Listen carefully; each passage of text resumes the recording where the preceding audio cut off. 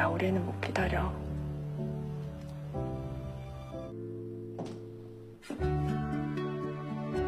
찾아가 보지 않는 이상 서류상으로 완벽하니까. 부모님이랑 같은 사고를 당한 분이에요. 무슨 소리를 짓거리는 거야? 그건 당신이... 날 부른 것 같은데.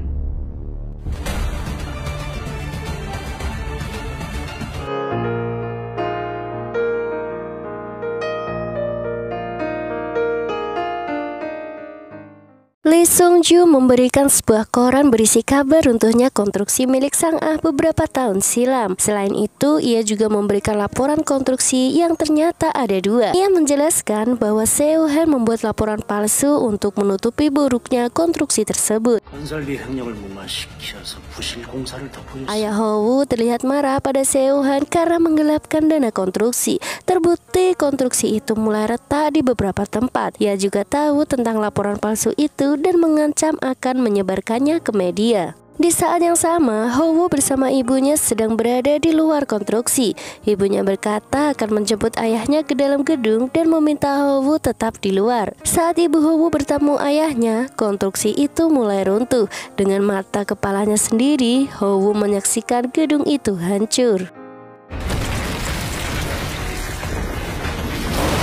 Lee Sung Joo menghasut Ho-woo segera melakukan balas dendam pada Seo Han. Ho-woo yang dipenuhi amarah langsung pergi ke ruangan Seo Han untuk meminta penjelasan. Bukannya mengakui kesalahan, Seo Han malah minta bukti jika benar ia pelakunya. Ia bahkan menghina Ho-woo yang mempercayai sebuah berita bahkan sebelum menyelidikinya. Ho-woo terdiam menahan emosi karena tak bisa membalas ancaman Seo Han.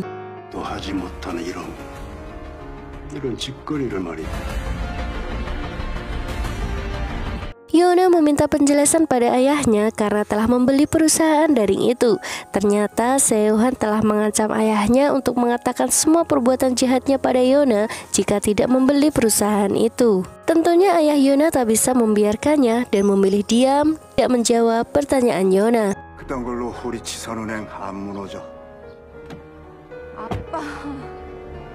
Setelah mendengar kata-kata Seo Han, Ho-woo terlihat goyah. Ia bahkan melampiaskannya pada seseorang di jalanan hingga ia ditahan. Beruntungnya, Hisam dan Yeojin berhasil menjaminnya, tapi Ho-woo malah tak bersemangat menjalani kehidupannya.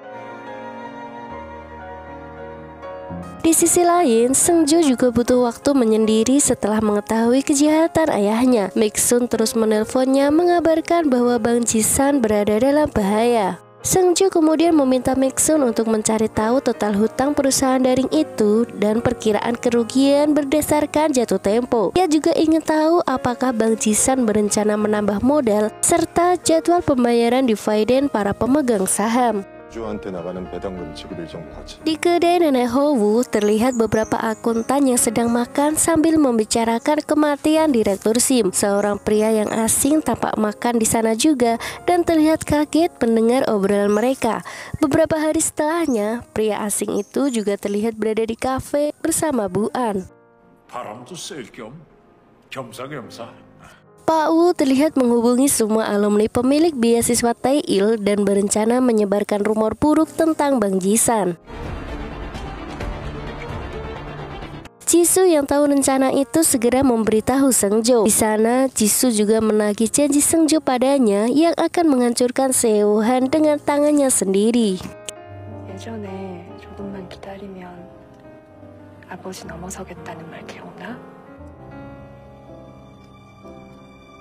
Keesokan harinya, rumor buruk tentang Bang Ji-san akhirnya menyebar. Bang Ji-san terlihat sangat kacau, dipenuhi para nasabah yang menarik uang mereka karena mereka takut Bang Ji-san akan bangkrut. Di rapat, Bu An berkata karena rumor itu tidak benar, maka Bang Ji-san pasti bisa mengatasinya. Saat itulah Sung Jo datang ke kantor dan siap bekerja lagi. Ia juga meminta Ho-woo untuk bekerja dan tak melupakan tujuan hidupnya. 수하겠다고 회계사 되고 여기까지 온 거 아니야? 근데 네 지금 이 감정 따윈 개나 주고 현실을 보라고. Ho-woo tersadar kembali dan mulai mengingat serta menulis kejahatan-kejahatan yang telah dilakukan Seo Han.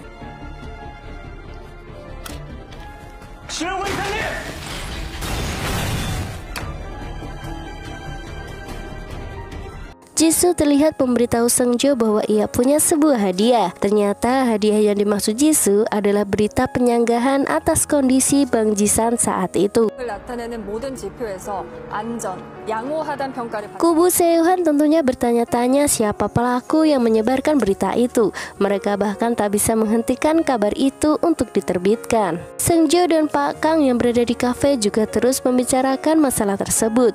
Mereka juga setuju untuk melakukan parkir sebagai satu-satunya cara. 파킹이 있어. Yuna dikejutkan dengan kedatangan Howu di ruang arsip. Howu tersenyum melihat Yuna lalu memeluknya.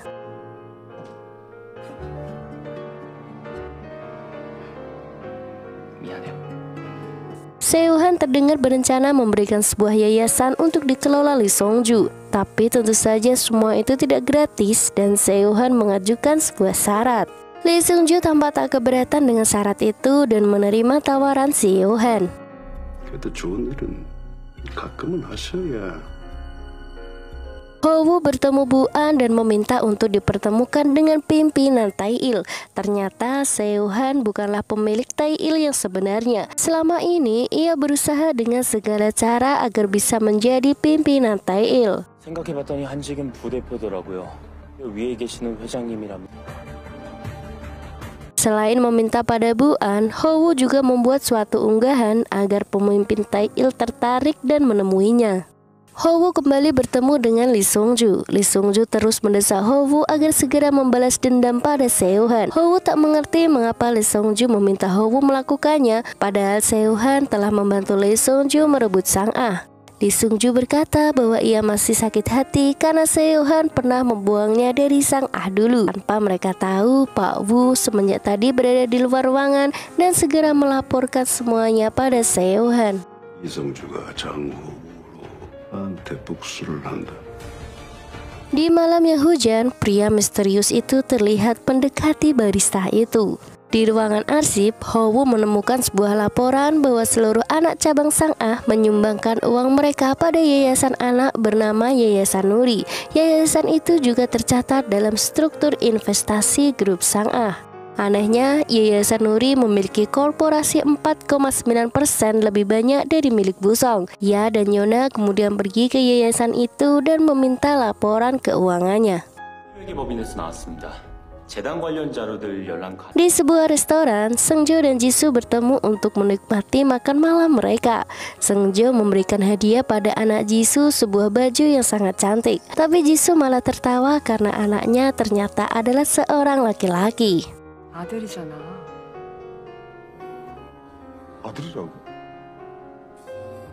Dalam laporan keuangan, Howu menemukan ada 5 perusahaan yang menyumbang pada Yayasan Nuri dengan jumlah uang yang sama dan dalam waktu yang dekat. Padahal perusahaan itu bukanlah milik orang yang sama. Howu dan Yona kemudian mendatangi perusahaan-perusahaan itu, namun kosong, tak ada apapun di sana. Hingga mereka yakin bahwa perusahaan-perusahaan itu hanyalah perusahaan cangkang yang kosong. 아무것도 없는 빈 깡통 회사예요. Di kantor, Pak Yang memberikan sebuah file berisi perusahaan-perusahaan yang mendapat perhatian khusus Seo-han. Awalnya Seo-han ingin membakarnya di gudang kemarin. Beruntungnya Pak Yang bisa menyelamatkannya. Howu kemudian melihat nama-nama perusahaan itu yang ternyata cocok dengan nama-nama perusahaan cangkang yang pernah ia datangi. Meski kini ia tahu bahwa Seo-han terlibat dengan Yayasan Nuri, ia masih belum memahami motif dan tujuan Seo-han melakukannya.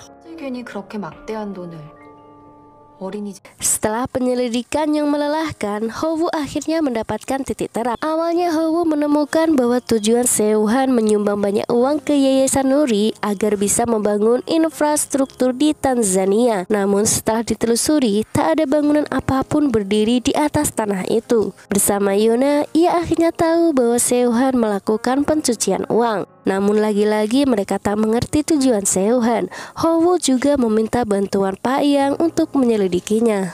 돈 세탁까지 마친 이 거액의 돈으로 대체 뭘 하려는 건지.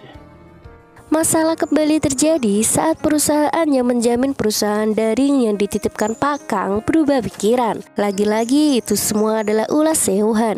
Seo-han menyebarkan rumor buruk di Badan Pengawas Keuangan hingga membuat rencana Seungjo dan Pak Kang gagal. 이제 어떡하지? Ho-woo menemukan penyintas yang selamat dari runtuhnya bangunan Sang Ah konstruksi. Ia juga mendapatkan alamat orang itu.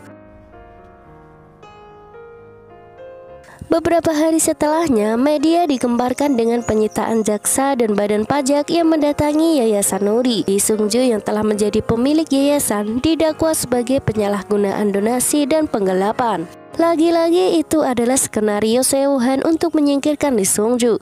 Tak hanya itu, Seo-han juga membuat Lee Seung-ju menjadi pemilik gedung tempat di mana direktur Si meninggal. 당신 앞날에 걸린 돌 하나는 대주지. Ho-woo yang masih bekerja di kantor didatangi pria misterius yang beberapa kali terlihat itu. Dan ternyata pria itu adalah pimpinan Tae-il yang sesungguhnya. 회장님. Bang Ji-san kembali mengalami kekacauan saat mereka tak bisa mempertahankan rasio BIS. Semua nasabah dan perusahaan menarik semua uangnya yang mereka simpan di Bang Ji-san. Hasil rasio BIS Bang Ji-san sangat rendah, bahkan tidak melebihi 8%. Artinya Bang Ji-san tidak mungkin diselamatkan. Akibatnya Bang Ji-san akan dijual dan siapapun bisa membelinya. 대상자잖아요. 누구나 사갈 수 있는. Seung-ju mulai menyadari bahwa kasus perusahaan daring itu hanyalah umpan untuk menghasut semua orang agar rasio BIS Bang Ji-san jatuh. Tujuan sebenarnya adalah Bang Ran. 앵크런.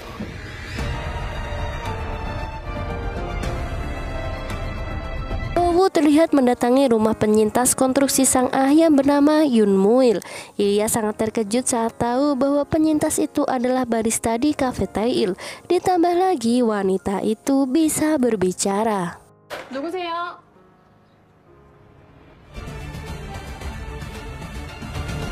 떠났을까